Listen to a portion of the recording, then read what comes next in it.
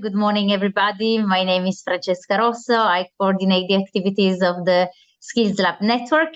Many of you know, I see some new names, so I'm happy to also see some new interested people.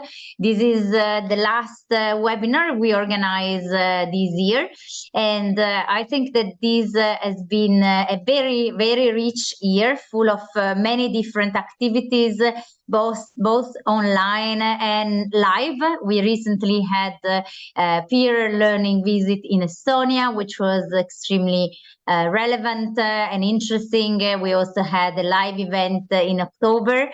Some of you were also present there, and I'm very happy to see you back today. And then, of course, we had a very successful call for innovative research proposals. 7 projects have been selected. I want to remind that these projects are conducted between different research teams from different countries, and I think this is really an extremely valuable sign that this community is growing and that there is really an added value of having research centers talking to each other, sharing practices, and developing and implementing tools jointly. And of course, we also had a long list of webinars and online peer learning opportunities. And I really think that it was a very rich and successful year. And for this, I want, of course, to thank our experts working for Water and Brodolini, but especially my colleagues from ETF, Umuhan Bardak, Cristiana Burzio, for really making this happen. It has been, I think, a very positive journey. And by the way, I would invite, of course, those of you who are present today who are not members of the network yet to register to the network. We will include the link in the chat to this meeting so that you can easily register. And of course, once you are members, you receive all our information about all of our initiatives, events, and so on. The idea for us is really to nurture this community of people, of research centers, researchers that work on skills anticipation, that work on understanding how skills in the countries are changing, of course, with the biggest purpose of supporting decision makers, policy makers, and adapting their education and training policies. So, having said let's immediately jump into the topic of the webinar of today. It is, in fact, a very important topic for the European Union, but for all the countries. And we talk about the nexus between skills and migration. As I say, it's really a key topic for the European Union, highly sensitive, as you all know.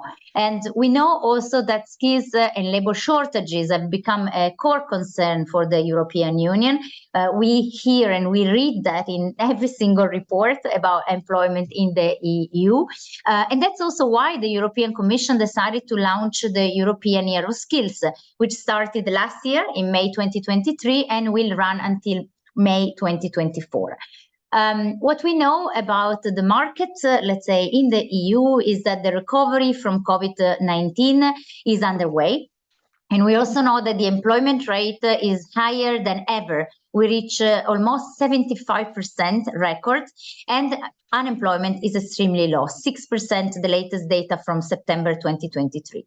However, there is really this issue of skills shortages that are slowing down recovery, and that they really reach record levels around mid of 2022, but still remain very high today. And of course, the structural drivers of labor shortages include many different factors, such as aging population, skills shortages, and the global race for talent driven by the twin transition, the change, digital, the green, but also the changes to the patterns of labor mobility, the poor working condition in some of the sector. One striking data is that between now and 2050, the EU is expected to lose around 1 million people from the labor market each year. So you see that that is really a major concern for policy makers. And on top of that, of course, companies report labor and skills shortages as a cause of limited production. And these are trends that don't affect only European Union, but also many countries around the world, and particularly the partner countries of the ETF. How to tackle this issue of labor shortages? We have been discussing a lot within the EU, within member states, but across the world. One solution is, of course, to work on upskilling and reskilling. And this is really the main message, I would say, of the European Years of Skills. Promoting a mindset, promoting like population with a mindset where individuals, companies, and authorities are really aware that lifelong learning is necessary. Another major contribution could come from facilitating women participation in the labor market, especially in tech-related sector, information and computer technology, for instance, where the role of women is still extremely limited. But another method, let's say, another contribution could come from labor mobility.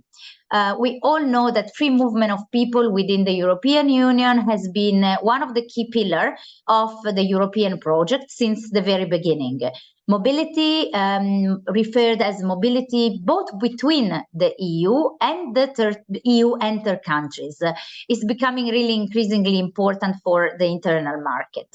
And this is why the European Union has devoted a lot of attention in the last months and is working on an EU talent pool to better coordinate the flow of skilled people from third countries, and also is working on talent partnership to mitigate the risk of brain drain and also to foster the cooperation with the third countries and the EU. So this is really why the EU has put a lot of attention on, first of all, making recruitment from outside the EU easier. Second, making the process of recognition of professional qualification easier for third countries. And third, ensuring or supporting mobility, learning mobility for all. In mid-November, 15 November, my colleague will speak more about this. A series of initiatives have been taken in skills and talent mobility package to make the EU really more attractive to talents from outside the European Union and to facilitate the mobility within the member states. Here, my colleague Maria Vittoria will take you through the main features of the EU talent pool and the talent partnership.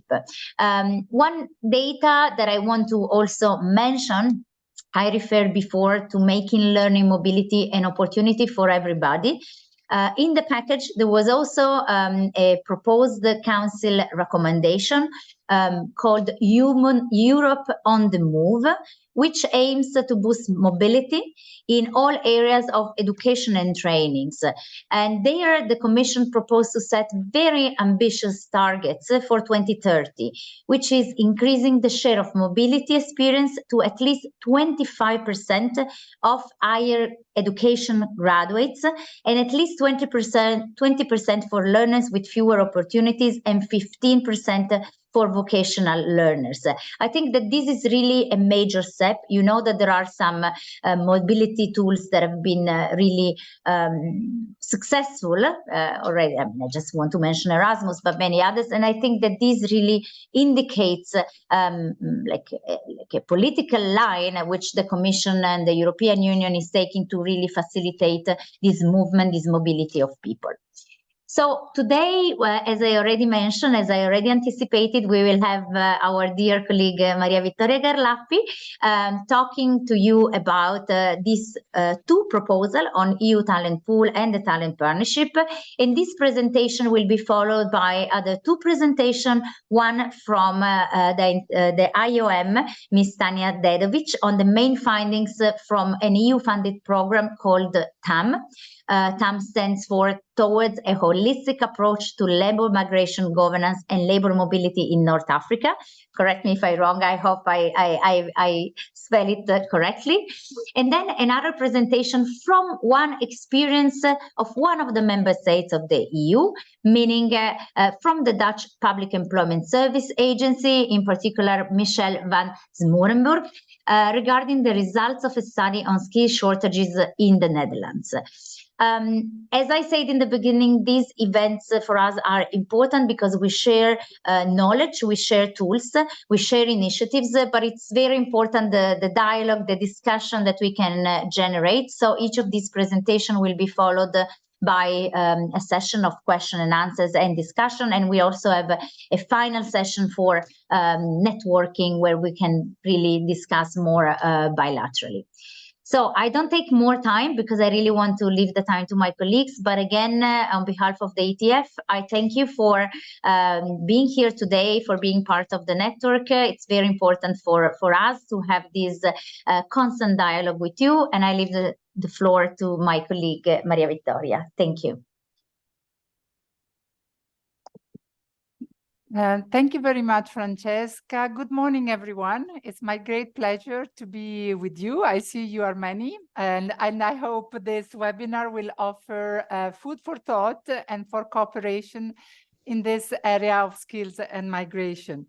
Just as a start, I would like to say we choose to make this webinar right in December because, as some of you may know, on next Monday is International Migrant Day. So you will find many events organized by many institutions, communication around this topic. So for those who are interested, watch out because there is a lot coming on Monday. So my name is Maria Vittoria. I'm here in ETF for a few years now, and today I'm here in the capacity of Migration Focal Point. I will focus my presentation on EU recent migration strategies. My presentation is much longer in terms of slides. Don't be afraid, I will not cover all of them, but I wanted to provide you with as many information for deeper reading and analysis after the webinar. And I remain available even after the webinar, of course, if you want to go deeper. Next slide, please. So as my colleague Francesca was already anticipating, there is really a momentum in the EU on the need. Next slide, please. Thank you very much. Yeah, the political context is very much focusing on migration, and from different angles, from security angles, but also from the labor market perspective and the needs of Europe to have many more skilled migrants at all levels for the years to come. If we want to implement the green transition, if we want to implement the digital transition, and also, as it's now called, the demographic transition. Now, here there are four main packages. All the links that you see here are interactive, so they will lead you to the websites and directly to the main documents I will mention. So the EU started in September 2020 to put big focus on renewed big focus on migration with the new Pact on Migration and Asylum. The Pact is a package of many initiatives, and it should be approved in all its part by February next year.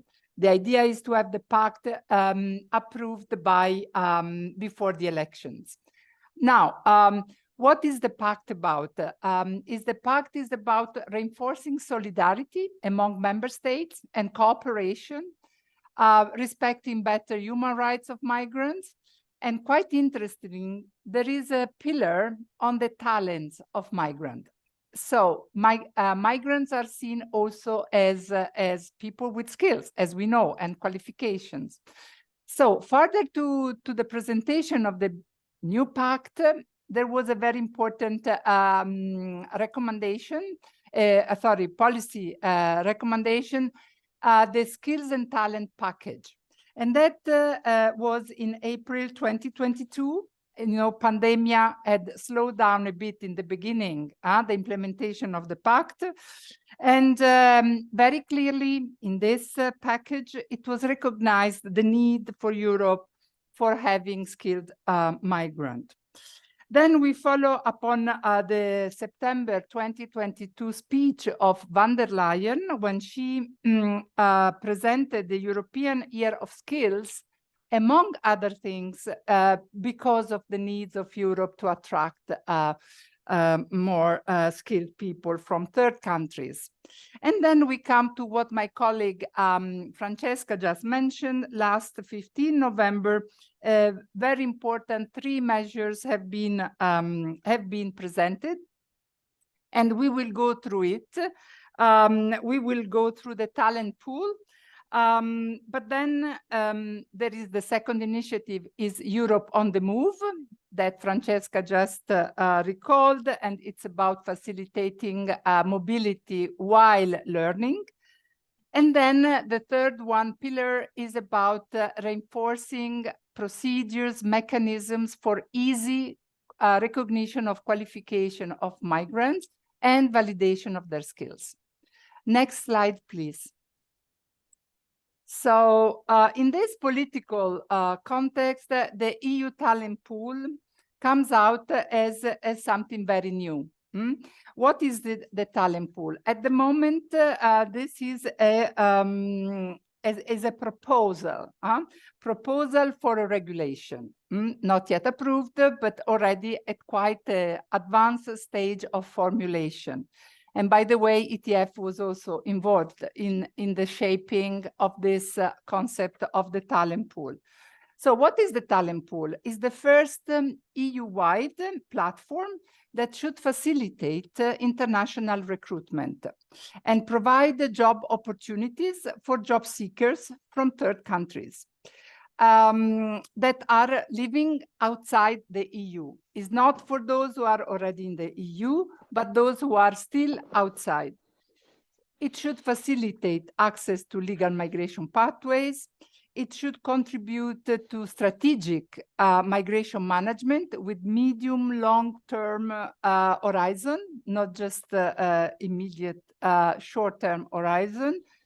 And it should, as we are saying, help member states to address their labor shortages. Next slide, please. So these are the objectives. What are the key features? First of all, it's a voluntary tool. So this is open only to the interested member states. It's not compulsory. Any member state can join it at any moment or can withdraw at any moment. It's an online platform, as we said, and it targets shortages in occupations at all skills levels. Now, to start with, there is a list of 42 occupations that have been identified as the most urgent. This list is, however, meant to be, updated as the needs arise. The talent pool, as a key feature, also links to the talent partnership that we will see in a moment, via what is called Talent Pool Pass, which is a kind of certification of the skills acquired with training under the talent partnership. Next slide, please. So who can use the talent partnership in the end?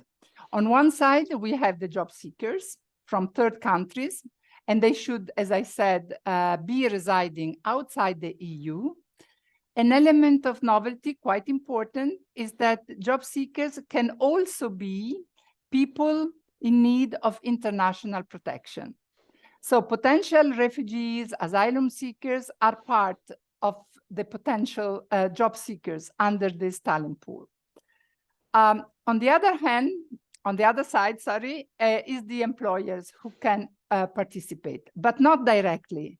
They will have to publish their vacancies in terms of skills and jobs required through the member states. There will be a national contact point for every member state that will be adhering to this initiative. And it will be the national contact point to manage the communication of the vacancies on the platform. Next slide, please. So this is a bit, it looks a bit complex. This is how it should work. Because we have very limited time, I was given 10 minutes, but we can go deeper in the session at the end of the meeting. This is a bit how it is meant to function. All this, for the time being, is a conceptual elaboration. It will be fine-tuned with using it. There is no date yet when it will be started operating, and which are the member states that already have adhered or are in the process of adhering to it. It's very freshly presented. It was presented only less than a month ago. Next slide, please. Maria Vittoria, sorry, I'm as assigned chair of the session. I have to tell you that you have only 1 minute, but in fact, we can go really deeper in the Q&A session or after the meeting or closer to the end of the meeting. Sorry. Okay, so talent partnership. The difference is very big with the talent pool. Whereas the talent pool is for individuals and companies in the EU, the talent partnership is for the partner countries and the member state to cooperate together in a win-win way in order to provide the skills to the people living in the partner countries that they can apply both at home in their labor market or abroad in Europe. It also covers working conditions and social rights of migrants. Next slide, please. Okay, so what is it? Key feature. It's a tailor-made cooperation between the selected partner countries that want to work on a voluntary basis with the EU. And it's also voluntary for the member states of the EU to work under the talent partnership. Again, as we are saying, is to address the labor market and skills needs both in the member states and in the partner countries, because in the end, for many professions, also the partner countries are looking for people because of brain drain and because of the same reasons we are looking for people in Europe, they are looking for people in their own countries. So what is it about? It's about providing skills through trainings, is about organizing mobility schemes. Various sectors, various skills levels, and Tanya will make an example of TAM in a few minutes. Next slide, please. Where have been launched so far the talent partnership? 5 countries. Why I highlighted 3 in yellow? Because these are partner countries of the ETF. In these countries, ETF is associated to the talent partnership, to the design, to the management of the talent partnerships. Potential future countries on the pipeline are Nigeria and Senegal. Bangladesh, Pakistan are not among our partner countries, but have already signed an agreement with the EU. 6 member states want to work with Morocco, 4 with Tunisia, and 2 for each of the other 3 countries. But this list is growing. Next slide, please. Funding. So it's a combination of financial sources. The talent partnership, again, is a new instrument. Just for you to know that the first talent partnership that I just mentioned were launched this year. So the whole process started in April. There are different funding, either from the EU under NDCI or the other fund, Asylum and Migration Integration, but also the member states could put their money, and of course, private companies. Next slide, please. I'm done. Just to say that from here onward, you will see, you will find in the presentation what ETF is doing and can do, and all the references to ETF methodologies and tools and EU policies that are relevant to the topic. Thank you very much. Thank you, Maria Vittoria, and again, terribly sorry for interrupting you during your very interesting presentation. We are now open the Q&A session, and to put the question, please raise your hand or write something in the chat. I'm currently looking at it. But to start, probably I have a silly question from myself, if you don't mind. So do I understand you correctly that this initiative is not open for every country? So it means that to step in, first you need to find a country which is going to participate in this initiative. And from the other side, there should be European countries, country members of the EU, which would like to work with this country, like you mentioned in the example with Morocco or Egypt or Tunisia. So, so for example, it's not possible for Ukraine, as I represent this country, to participate in such initiative without these prerequisites. Am I correct? Thank you, Rodion, for your question, because the presentation was very short. So you are talking about talent partnership, right? On which basis any country in the world can activate a talent partnership with the EU. Okay, this starts at political level. Okay, it's at political level that the services of the EU and any given government, they discuss about the possibility. What I can observe from the countries that so far have started the talent partnership or who are in the pipeline is that there are flows, important flows already of migration between the EU and these countries. And there is a will. All starts from a political will to start up this talent partnership.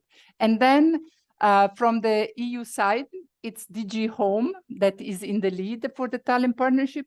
What they do, they, in parallel, they consult the member states to check out if any is interested to work in with any given other country outside the EU.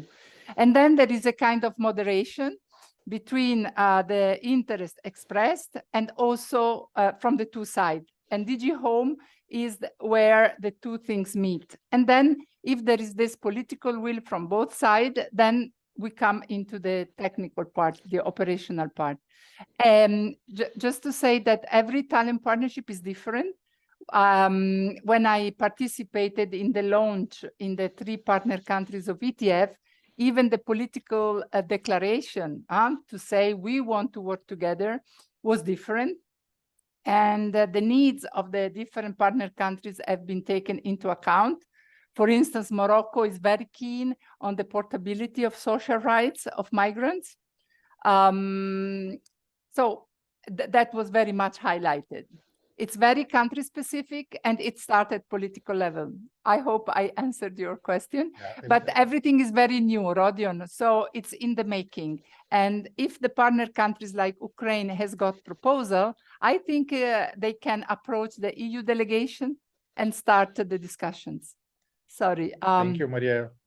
Thank you, Maria Vittoria. We have a very concise answer. We have a question from Joanna Hoffman. Joanna, the floor is yours. Good morning, everyone. My name is Joanna Hoffman. I work for Rand Europe, and we have been working for DG Home on a study that looked at facilitating and attracting the migrant workers from non-EU countries into the EU, specifically to work in the long-term care sector. First of all, I wanted to thank you very much for the very interesting presentation, very helpful. Question and a comment. Question, would it be possible to have the copy of the slides? I think they were very helpful. That would be terribly useful. Thank you very much. And a comment from my side, we have, of course, looked at the talent partnerships and we have engaged with the countries, third countries involved. I think there is, from our experience, there is a little bit of uncertainty and a little bit of worries from their side in terms of the migration flows, and specifically we were looking at the long-term care sector. So just to reiterate that it is quite a new instrument, and we did actually struggle to fully engage with those non-EU countries to really understand their position on those. But yes, would be really looking forward to experiences of others. Thank you.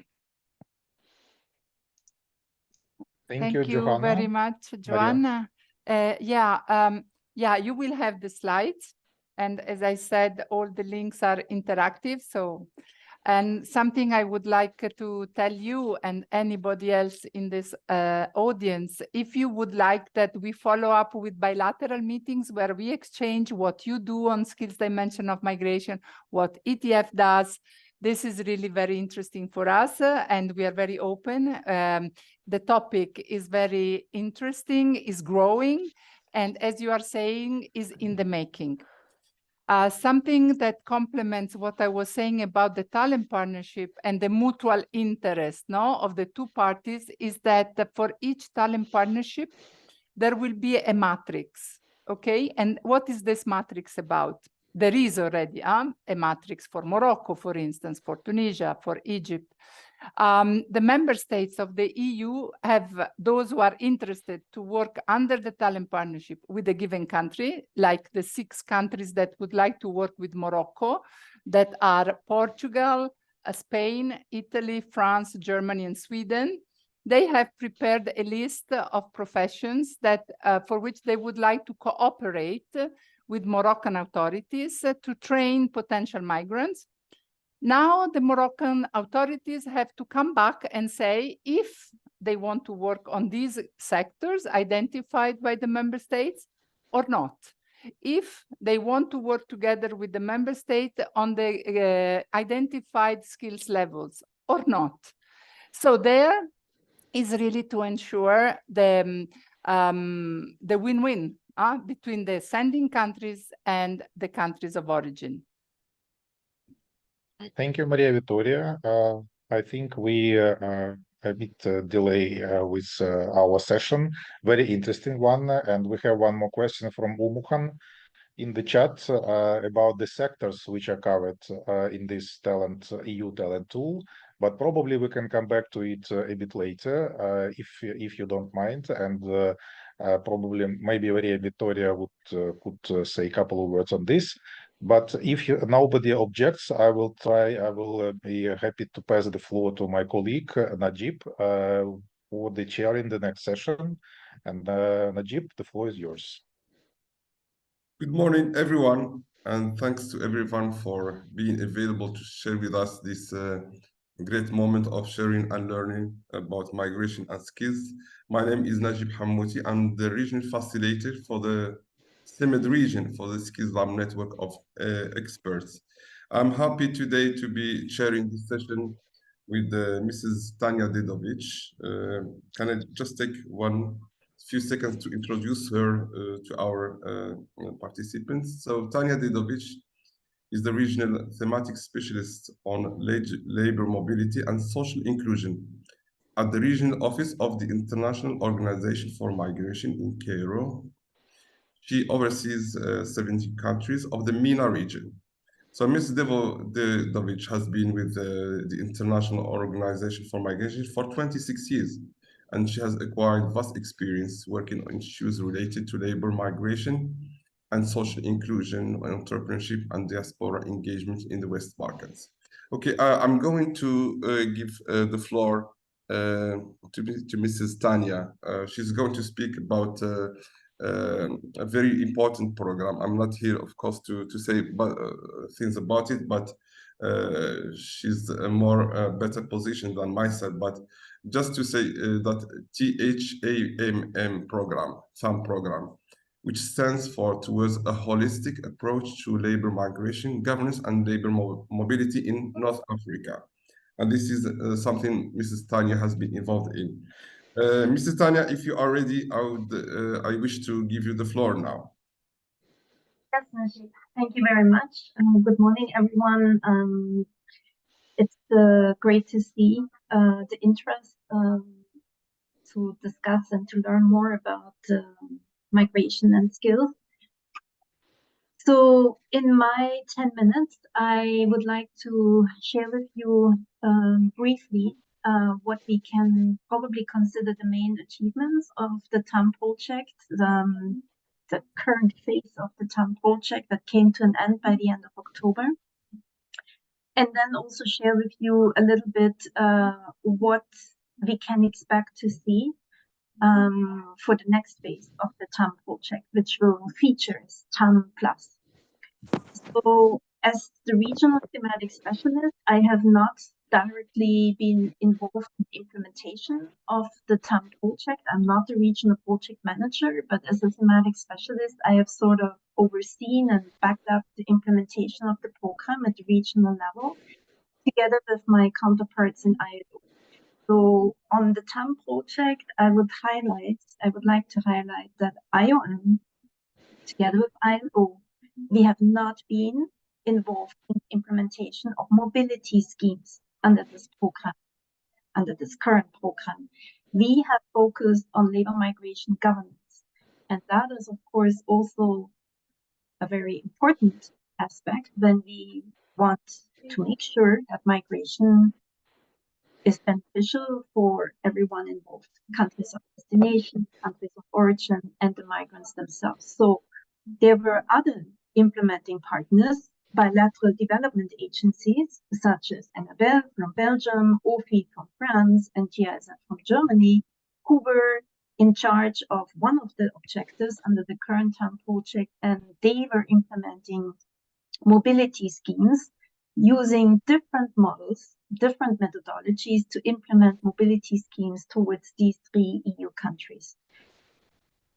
Now, looking at the main achievements in terms of labor migration governance, and we have just had our validation workshop yesterday with the team of the final evaluators. I think what comes out pretty clearly is that the project and the work that we have done with the 3 governments showcased the need to work on a whole of government approach. So that came out as one of the main achievements, that this project indeed managed to, probably not for the first time, but definitely importantly so on this topic, bringing together all the involved ministries, the ministries of foreign affairs, ministries of labor, ministries of interior, ministries of education, the public employment services, the statistical offices, because we covered indeed the whole range of labor migration aspects, and that started with labor migration data, which was one of the objectives, went on with skills development, skills anticipation, skills cognition. That was another objective of this project. And the third objective was basically to work with the 3 governments on policy strategy. And in Morocco in particular, Tunisia, we have, in partnership with ILO, supported the governments on developing national strategies for international placement or international. There was another objective which brought together not only the governments among themselves, but that brought together the 3 governments across the region. That was our regional objective. And that, I guess, was also an important achievement, because it allowed the governments across the region to exchange their learnings, their experiences on dealing with all these different topics, and to see who is doing what and how, and if there is anything that can be learned from this shared experience. So I think what this program has shown is the importance of a whole of government approach. As I said, it has shown, it has deepened definitely an understanding across all the 3 countries about the importance to include migration in employment strategies and labor migration strategies. And it has helped, hopefully, the countries being descending countries in these kind of talent partnership discussions that started already in 2022 to also formulate their expectations and formulate questions that they have around these partnerships and how to ensure that these partnerships are indeed beneficial. And I heard Ms. Hoffmann saying that when it comes to the care sector, she finds it difficult to find an enthusiastic response from partners on that side. And I can totally understand why, because as you have probably also seen in the presentation of Maria Vittoria, the talent pool is all about facilitating recruitment and bringing migrant workers to the EU. In the talent partnerships, yes, we do talk about skills development in the countries of origin, but overall, the narrative and the discourse about these talent partnerships is about facilitating recruitment towards the EU and not so much about investing in skills.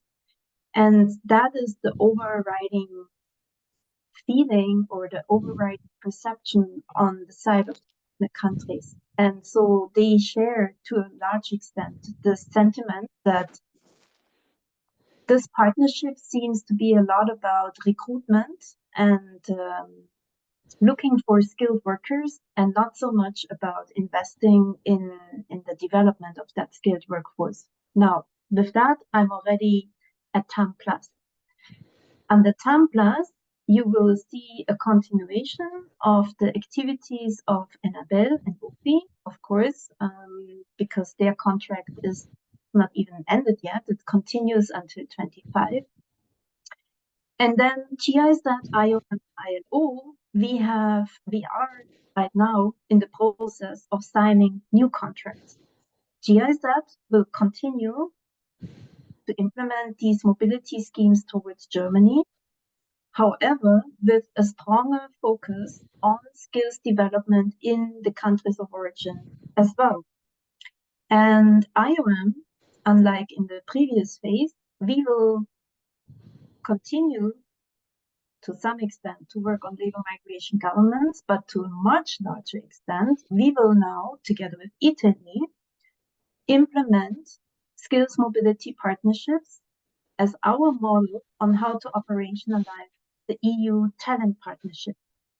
So here we will start such skills mobility partnerships in the area of construction in Tunisia and in the area of mechatronics in Morocco.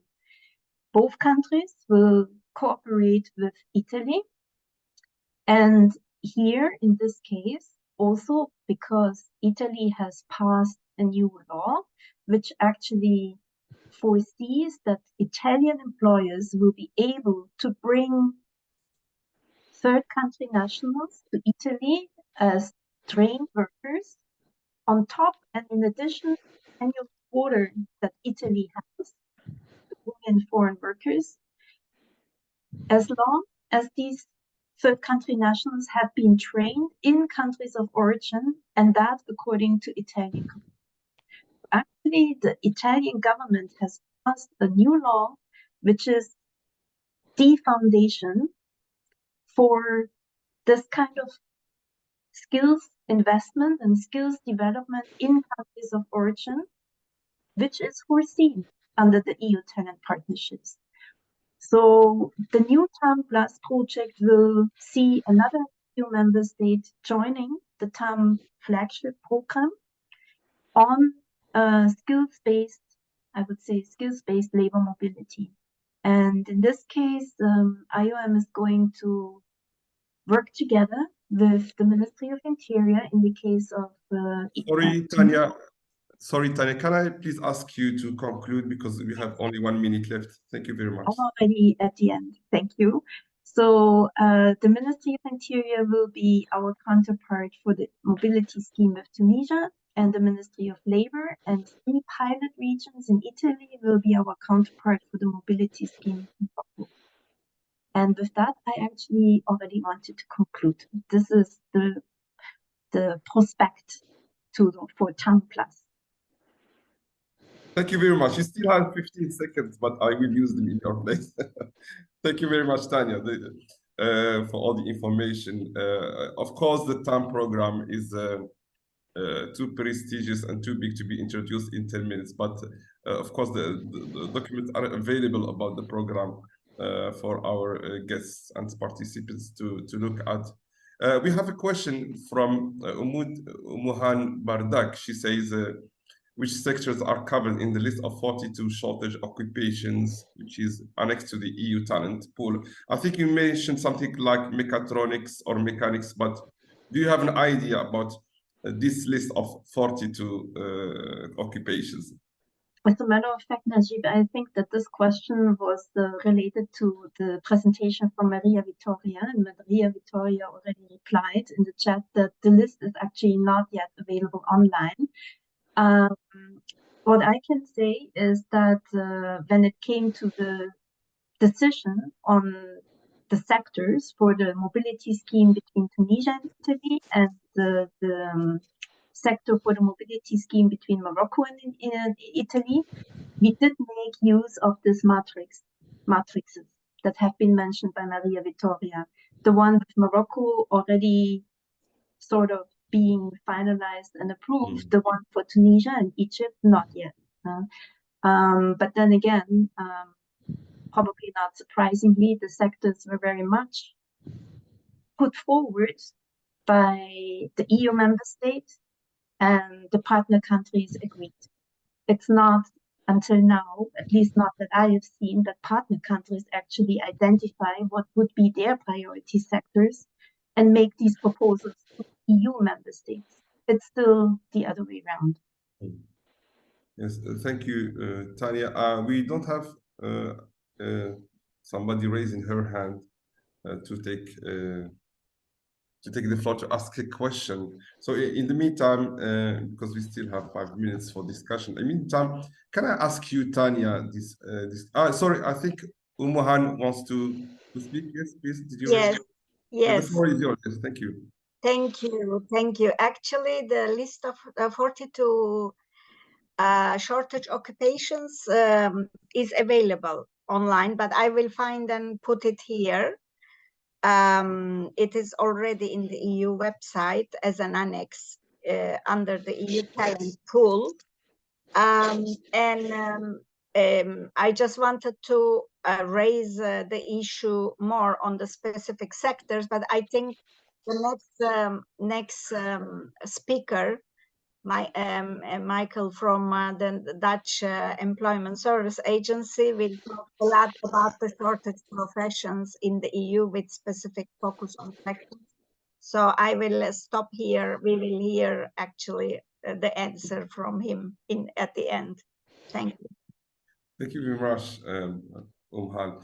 So as I was saying, Tanya, the TAM program has very ambitious objectives, like which are related to policy legislation, mechanisms for assessment, etc. But then you mentioned the question of skilling potential migrants. So the task of or mission of skilling, is it the sole role of the, if you like, funding countries, or is it the EU side which is responsible for that, or is there a joint collaboration in skilling and reskilling those migrants which are supposed to go for a certain period to Europe to work?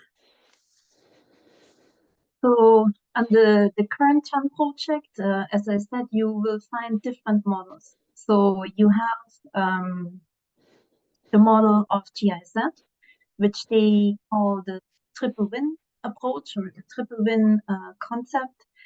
And here, basically, the investment in the skills training is born by Germany because they, well, partly, they had two strands. One strand was to look for young people in Morocco, Tunisia, and Egypt that were interested to do full apprenticeship in Germany. So here, the investment in the skills development of these young people was happening in Germany. And BMZ also co-funded project. This was not only funding from DG NEAR. The second strand, the GIZ was basically looking for professionals that already completed their training, professionals that already were working, that had experience, and that were interested to work in specific sectors in Germany. So obviously the investment in the training and education of these professionals already happened, and it happened in the countries of origin. Then you have the model of Enabel, the Belgium Development Corporation, and they follow the model of the Global Skills Partnership. So here they basically started a training program in the countries of origin and to train people for the so-called home track and for the away track. So that here you already have this idea that the training should take place in the country of origin to train a cohort of people in a given sector, in a given profession. And then people who have been trained on this program have the choice to either find employment in the country of origin or in the country of destination. And then you have a third model, which was implemented by the French Development Corporation. And here you had, for example, in the plastic industry, a corporation which was actually driven by the private sector. So you had the French Plastic Industry Federation that reached out to the Federation of Tunisian Plastic Industries, and they agreed on a joint training program, which was then implemented in Tunisia, training a number of people on this very specific set of skills that are needed in this plastic industry. And again, people were trained and had the possibility to take up employment in Tunisia or in France. And likewise, under the TAM Plus project, with the new mobility partnerships between Tunisia, Morocco, and Italy, as I said, the training for construction workers in Tunisia and for mechatronic workers in Morocco is going to be funded by DG NEAR, and it's going to be implemented in cooperation between IOM and the construction of the Federation of Construction Industries in Italy, and the 3 regions, the pilot regions in Italy, who will reach out to the employers in the mechatronics sector in Italy. And also, so there is a cost sharing, I would say, when it comes to that skills development. Yes, thank you very much, Tanya. We would like to take 5 minutes break. Pleasure. Would like to say a couple of words about our next speaker, Michelle van Smoerenburg. I will not take a lot of time. I just wanted to say that Michelle has a very rich experience in labor market analysis and cooperation with State Employment Service in Netherlands, and definitely knows everything about skill shortages, both in Netherlands and in EU, and probably not only in EU contexts. So, Michelle, the floor is yours. Sorry, in advance, I will try to tackle the time. So, in 9 minutes after we start, I will try to say that this is the final minute for your presentation. Sorry for this, and the floor is yours. Yes, thank you very much, Rodion. I'm going to share my presentation.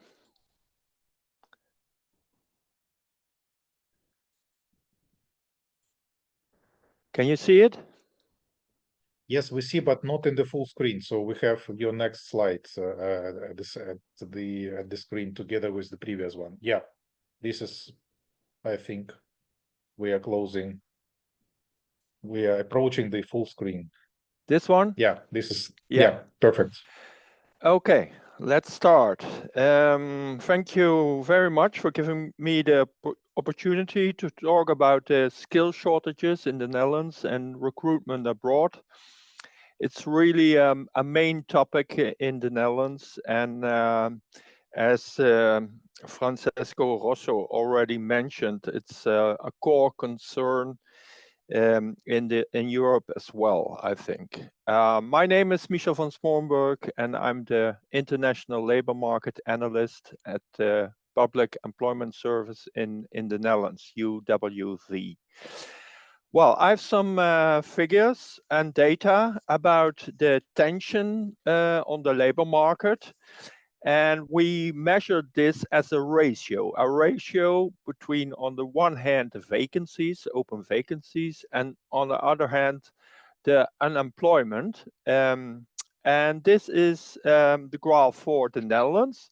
And as you can see, it goes up since 2013.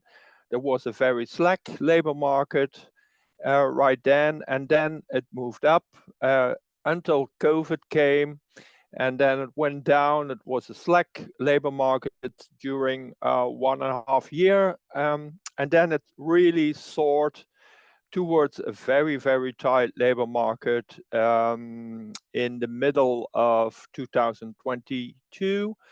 The ratio of 1.46. This means almost 1.5 times more vacancies than unemployed persons.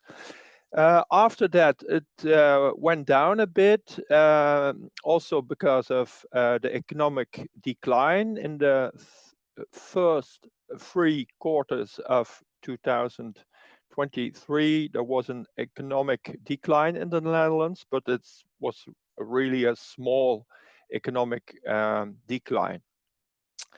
Okay, this ratio can also be used for comparing different countries. So the ratio between open vacancies and unemployment, because the open vacancies are available at Eurostat for almost every country, some exceptions, and this is the vacancy monitor in the different countries, and also the unemployment figures, and you can calculate the ratio between them. The Netherlands is the second tightest labor market of Europe, of 26 countries. In this graph, I only show 10, but I analyzed 26 of them, and Germany is the number 1, the tightest labor market in Europe. Czechia, the Netherlands, equal number 2. And then at the other end of the spectrum, you see, for example, Spain and Greece. Spain has a ratio of 0.05. This means 20 times as much unemployed persons compared to the number of open vacancies. So in Spain, there is a slack or even a very slack labor market, although there are differences between regions and occupations. But in general, there is a slack labor market. So it varies a lot, the tightness of the labor market within Europe.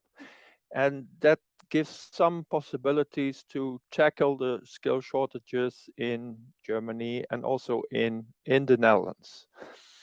Well, I come to the next slide, and this is based on a survey among employers.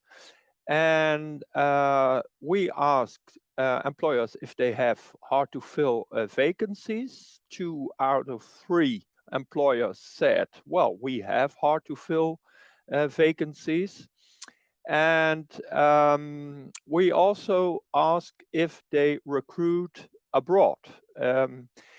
And what we found was that employers with hard to fill vacancies are more likely to recruit abroad. 7% of them did.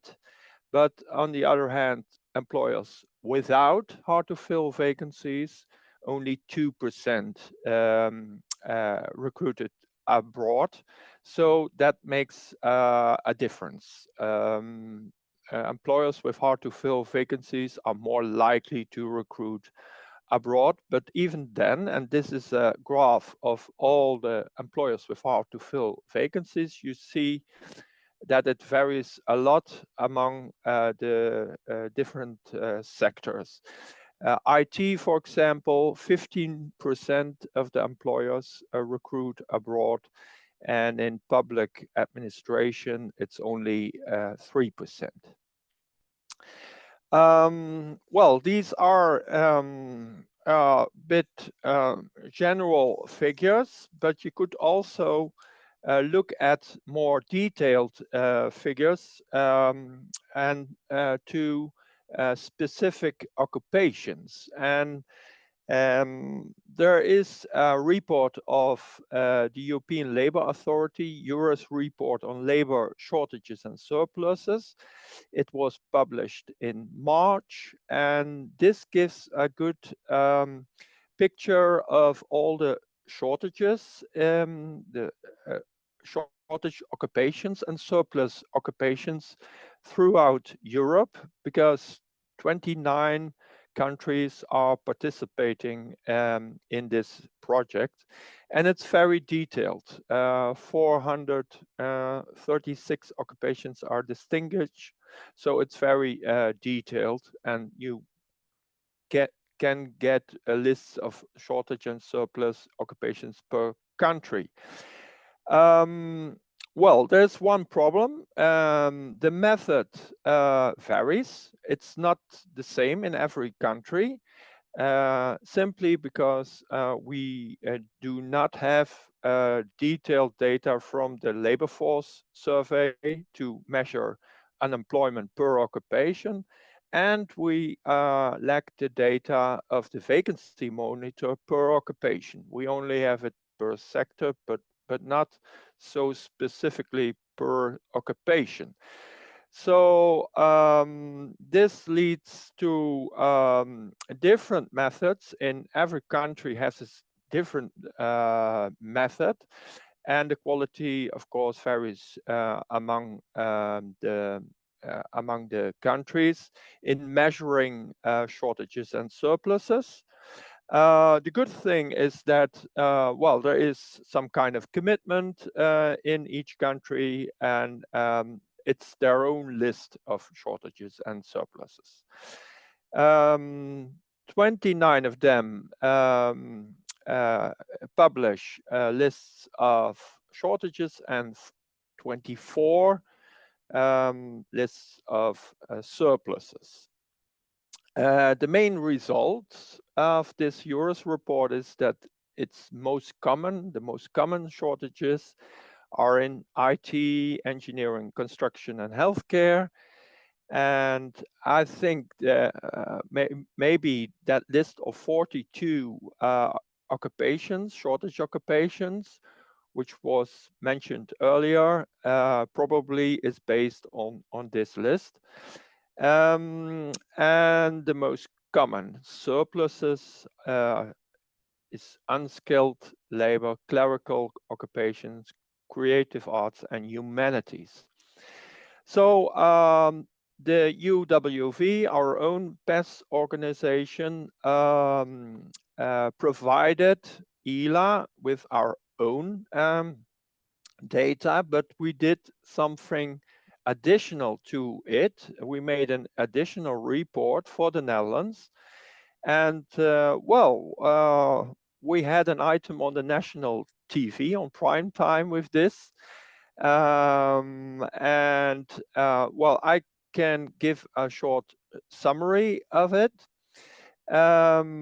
In the Netherlands, we have 166 shortage occupations and only 5 surplus occupations in 2022. In 2023, it's even more. We have even more shortage occupations. It's 193 shortage occupations and only 1 surplus occupation. And well, they are existent on every occupational level. So this is a list of shortage occupations. Level 4, for example, accountants or mechanical engineers. Level 3, dental assistants. Level 2, transport clerks or contact center information clerks. And level 1, for example, window cleaners. So at every level, you see some shortage occupations. Michelle, I'm terribly sorry, but we have almost used the time which we can spend. So please, if you don't mind, please go to conclusion. Thank you. Yeah. Okay. Well, what we also did was comparing our own shortage occupations with the situation abroad. And we found out that 70% of the Dutch shortage occupations, there was at least one other European country which experiences a surplus of staff. So within Europe, there are a lot of possibilities for the majority of the shortage occupations to find a solution. And only 30%, this was not possible. There was no European country with a surplus, for example, nurses or programmers. These are the purposes to use this labor information, advising employers, making working plans, improving the policy for work permissions, for example, for those 30% of the occupations, and advising labor market policy. So this was my brief presentation, and I hope it was interesting for you. Thanks a lot.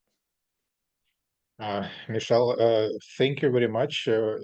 This presentation was definitely interesting for a lot of people and myself as well. And I will be happy to open the floor for the questions. Michelle, if you don't mind, please stop sharing your screen in order that I can see the... Yep. Yeah, thank you very much. So, colleagues and friends, very nice presentation, very concise and very... I would say very detailed. Does the audience have questions to Michelle?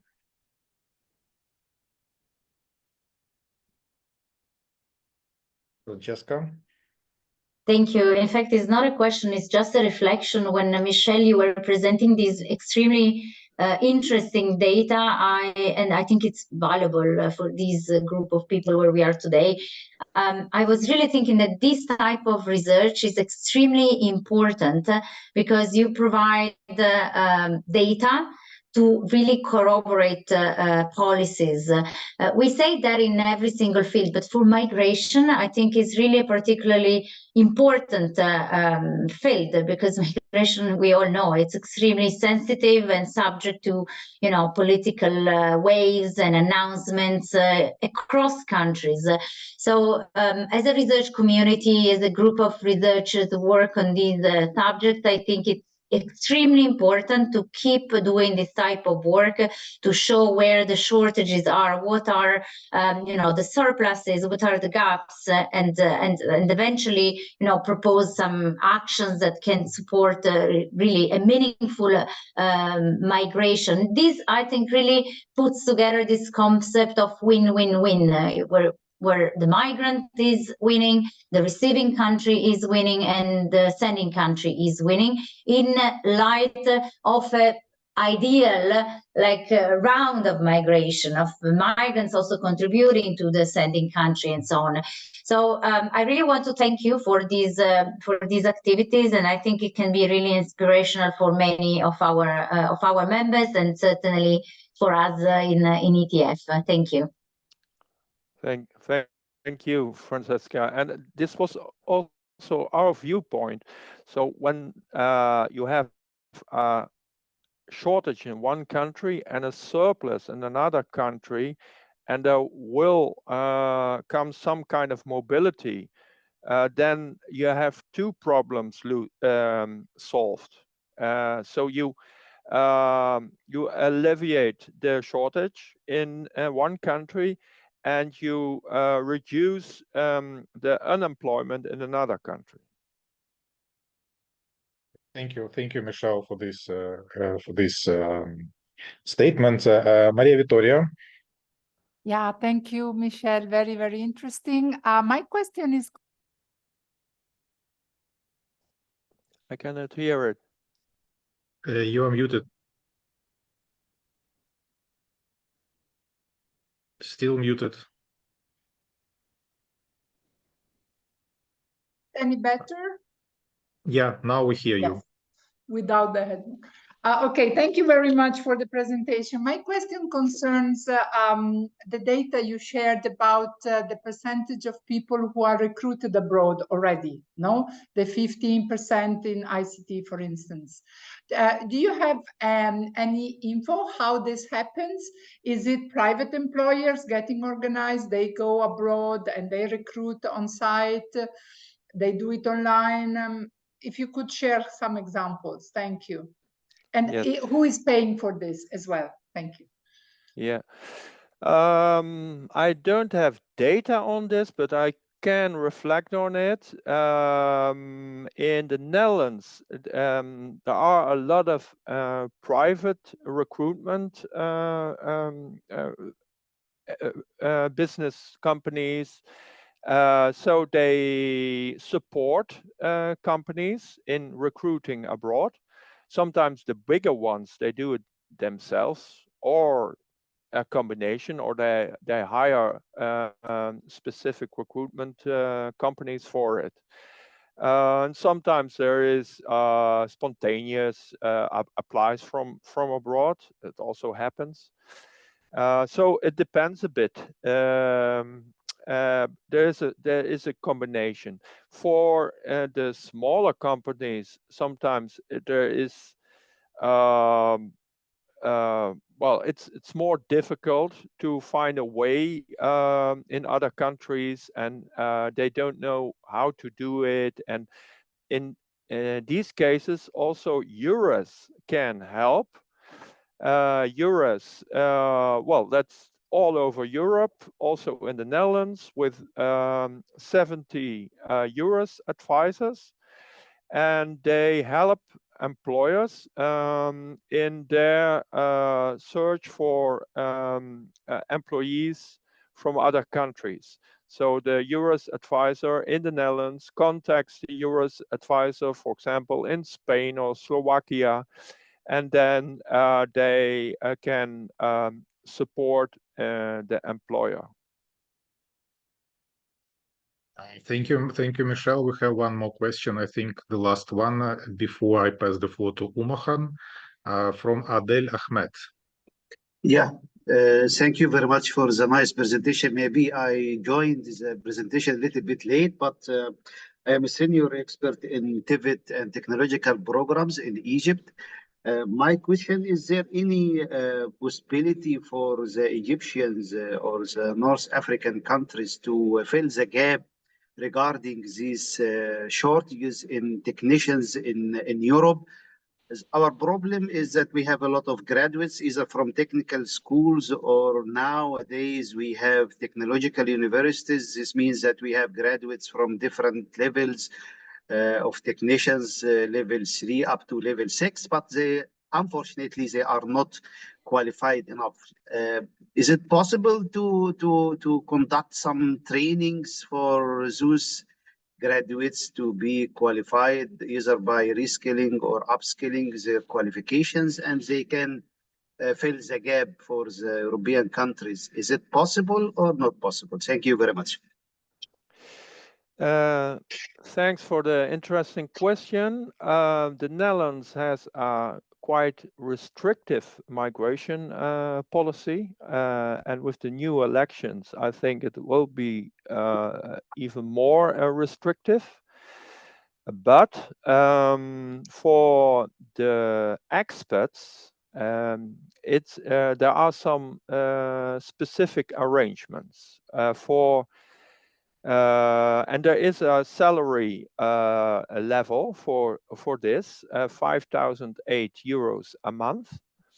And when somebody outside Europe finds an employer in the Netherlands, and there's a salary of more than 5,008 euros, then it's easy to come to the Netherlands from outside Europe. And there are even some tax reductions for this. So 30% of the incomes is tax-free. So the Netherlands attracts people and talent from outside Europe, but only for the higher skilled.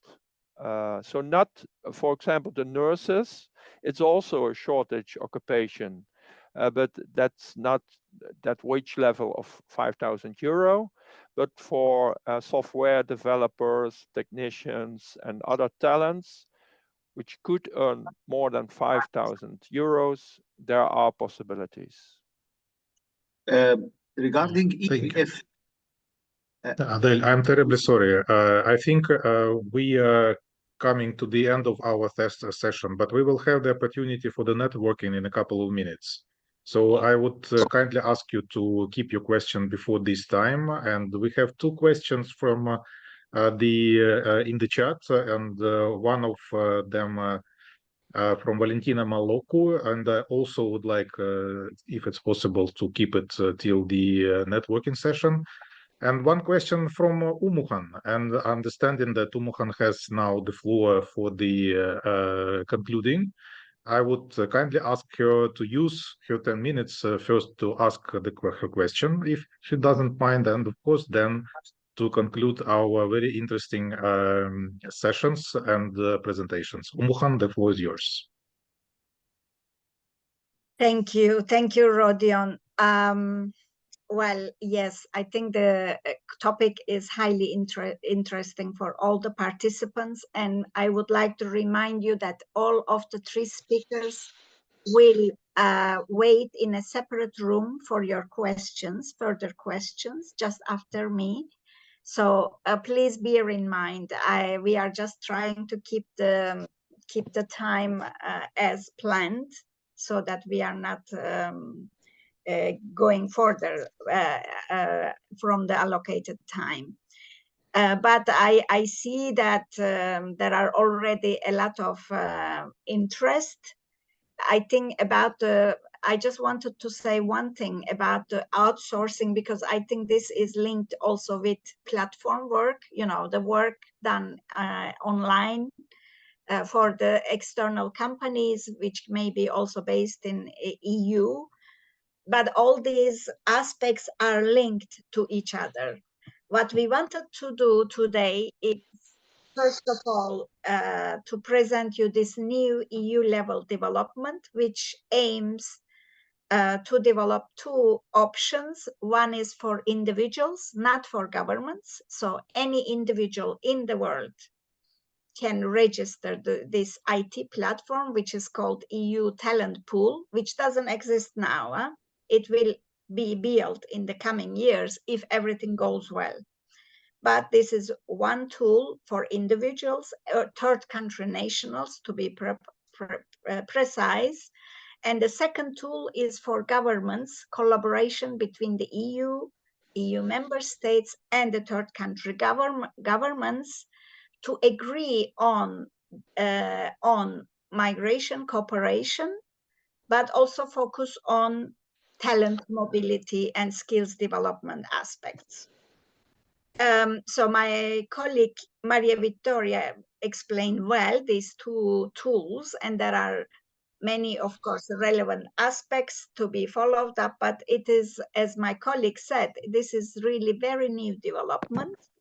So to be followed and monitored, basically, in terms of how they will function in the future. Also coming back to the colleague from Egypt, how they, the technical school graduates can be upskilled and then go to work to Europe. I think this is already part of the negotiation package between the EU and Egypt on the talent partnership. As mentioned by my colleague, Egypt is one of the 5 countries who is negotiating as a third country with the EU EC services plus interested member states. I don't know, for example, the Netherlands if it is among the interested member states in this case, but I'm sure that Germany is, for example. I remember Germany. So basically everything needs volunteered member states here. So we need to keep this in mind. Also in line with these recent trends of anti-migration feelings in terms of political spectrum in Europe. So there are also other aspects to keep in mind in the longer term. But at the EU level, we see clear acceptance of the need for external labor. Basically, that is it. And this is coming from the economic sectors, which are extremely tight, as you hear from the colleague Michel from the Netherlands. And some of these sectors are tied in every EU member state. So it is no longer possible for the Netherlands to recruit from Poland, for example, which was the case for the last 10, 15 years. You know, Ireland recruiting electricians and plumbers from Eastern Europe, or Germany, the same. So, or IT engineers or healthcare professionals, Italy, you know, employing a lot of Romanian nurses, for example, because it was much easier to recruit, and it is still to recruit among the EU member states. But for some sectors, as I put it in the chat, such as healthcare, IT, construction, transport, long-term care, it is no longer possible to recruit from another EU member states because everyone, every other country is in need of these professionals. So that's why it comes back to migration policies, but we need to also separate migration as a total topic from the legal labor migration, because labor migration is only one part of the total migration package. There are also other aspects. There are many other reasons for migration, like family unification, like I don't know, studying in Europe, or asylum seeking, asylum seekers. So there are different discussions for every group of type of migration, but I think there is a reasonable overall agreement on the need for labor coming from third countries in Europe. That is, I think nobody objects at this stage because of all these research done, but both at the EU level. As I put here, there are 3 institutions doing a lot of research on EU labor needs. They are ELA, European Labour Authority, CEDEFOP, and Eurofound. And there are specific also websites where you can see like Skills Panorama, at the EU level and in each EU member state, what are the most biggest shortage occupations or sectors. Then another aspect to conclude this is, of course, there are also a lot of pilot initiatives, also mainly funded by the European Union, to test legal mobility of professionals and migration between the EU member states and third countries. And the TAM project has been one of them. That's why we wanted to include it, because it's not alone though. There are many similar pilot projects which works on different aspects of migration management and cooperation.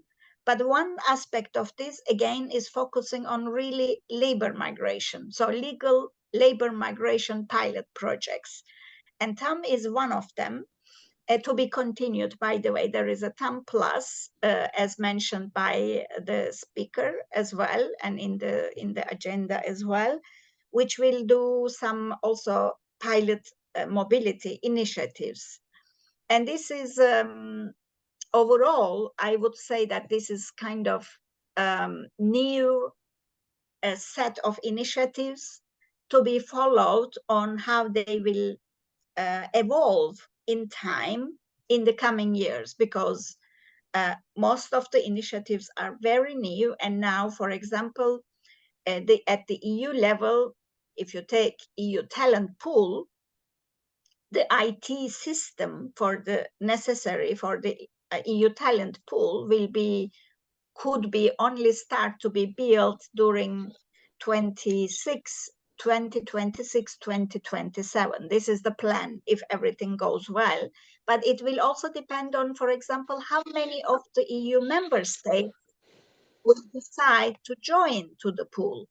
If it is only 2 member states, maybe the effectiveness will be much lower instead of 20 member states. So all these things have to be followed broadly. But what is really important, in my opinion, just to conclude my intervention, is that legal labor migration, especially for certain sectors and for certain occupations, is very high on the agenda of every country, including in the EU member states.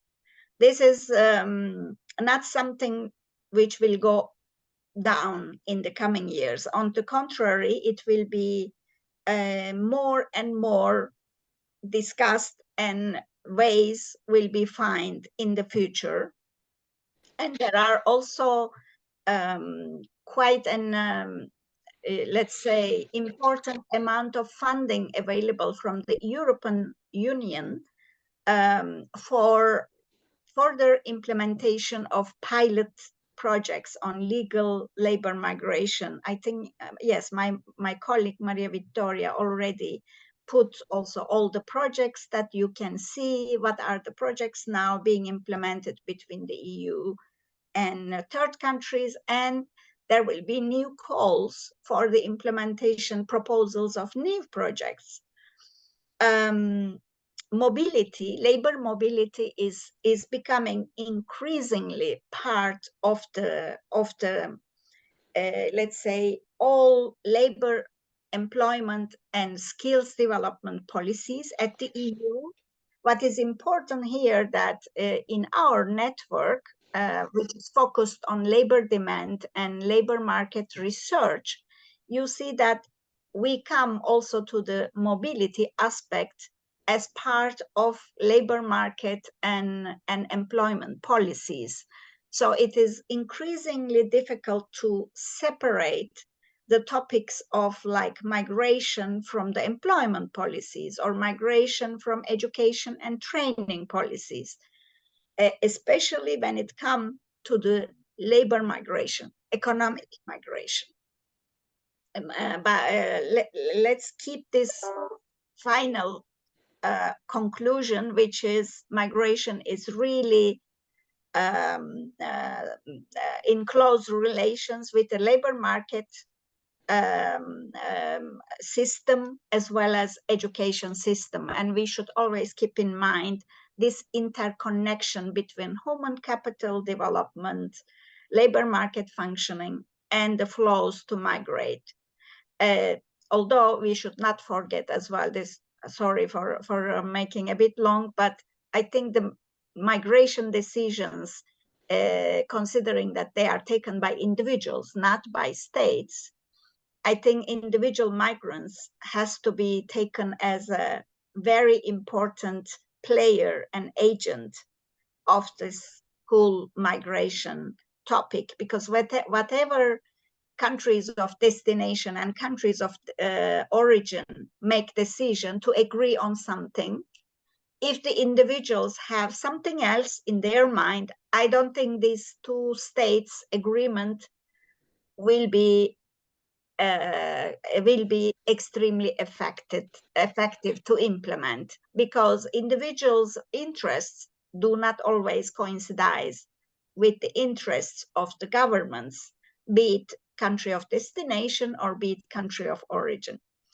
That's it. I think I need to stop here, but we still continue to discuss if you can stay another half an hour. Thank you.